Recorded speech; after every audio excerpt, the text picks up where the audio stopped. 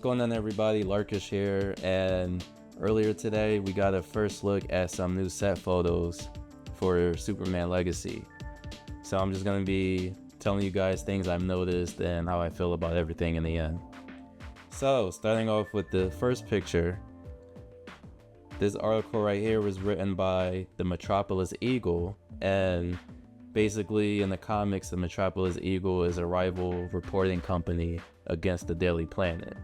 But obviously the Daily Planet is better in every way. So in this article it says Superman saves 20 after downtown building collapse. And on the side it says no fatalities and what would have been a tragic outcome, right? But the special thing about this article is we finally get a first look of this new Superman outfit, and it's confirmed that the classic red trunks is coming back, right? So that's always good to see. And also, if you look behind Superman, you kind of see something looks frozen, or giant icicles, right? So that just means he uses his freeze breath, which is something we haven't seen in a while. I don't think we've seen it since the Brandon Routh Superman movie. So that's pretty good that they're bringing that back. Also, I've noticed that the Metropolis Eagle is a Lex Luthor fan, it looks like, or they just like mentioning Lex Luthor, as they mention that he's winning an Arcane Genius Award, right? So, Lex Luthor is just going to have a big part in this movie, it looks like. And let's go to the other picture. So this article is written by the Daily Planet. It's about Superman stopping a train from railing off the tracks, and he catches the train right here, which looks like some iconic Superman panels throughout the years of him stopping a railway train from going off the tracks. And this article was written by Clark Kent, right? And something I've noticed while reading the articles, and that's another thing, you can actually read these articles fully, right? Some of the words are blurred out by whatever is on the window here in the case, but you can read out the whole article perfectly other than that. Because often, too many times back then, we'll see articles in movies, but we can only read the title and then the rest is kind of gibberish. So I'm glad here we can actually read it, right? So, and like I said before, this was written by Clark Kent. But as you read this article, you could just tell, Clark is really having fun because he's talking about himself here. So he's really just gassing himself up and saying how much of a good job he's doing, right? So he's using this reporter job to pat himself on the back for doing the job that he doesn't get paid for, which is saving the people of Metropolis, right? And if you look down here, it says the photo credit goes to Jimmy Olsen, which is Superman's, best friend, him and Lois, and they all work together. So, and looking at this, I gotta say, Peter Parker from Marvel has some competition now with Jimmy Olsen, because in Spider-Man, Peter Parker is hired to take pictures of Spider-Man, but the thing is he takes pictures of himself. Meanwhile, Jimmy Olsen is right there on the scene, and he managed to get this perfect money shot without being Superman. So he has some competition there. Now, as for the quality of these news articles, Metropolis is much better, as I've stated in the beginning, because you could just tell the difference in the way they tell stories, right? Which one hooks you in faster than the other. So for example, the article made by the Metropolis Eagle, they say, they start off with, some years ago in the conversation with the artist whose works perhaps alone in the present day unite the perfection of drawing, right? Like, that sounds boring, right? Because he's starting off the article with something that happened a few years ago, even though he did explain how Superman saved everybody, right? This person didn't really explain maybe why the building was collapsing or what method or tactic Superman used to save everyone.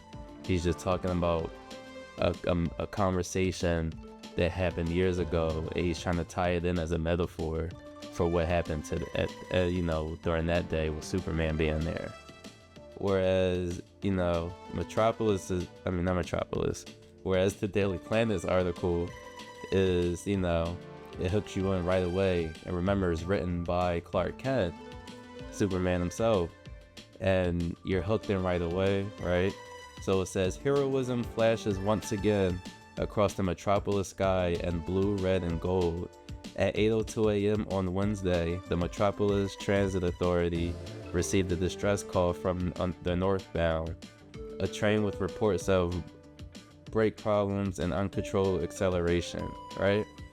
So that right there, after reading those first few sentences, I'm already hooked, because not only did you tell me what happened in the article's title, but you're telling me what led up to it, right? And you have an awesome hook intro. Heroism flashes once again across the Metropolis sky, right? So that's what the people are here for. They're here to see about Superman or read about Superman, right? They're not here to see what some guy talked about 7 years ago with an artist, right? And that's what the Daily Planet understands a little better than the Metropolis Eagle, right? Daily Planet gets straight to the point. And also, I'm noticing they don't have anything about Lex Luthor, right? This is all strictly about the Daily Planet. Now, Lex Luthor wasn't the only other story that the Metropolis Eagle had, right? They also had restaurant openings and, factory workers, right? So the Metropolis Eagle is kind of like really old, really classic with how they do their news articles. And then Metropolis is a little bit new, more modern, right? So that's a good notice comparison that I've seen. Also, if you look closely, the dates and even months are very different. So the Metropolis article takes place in September, whereas the Metropolis Eagle one takes place on May, right?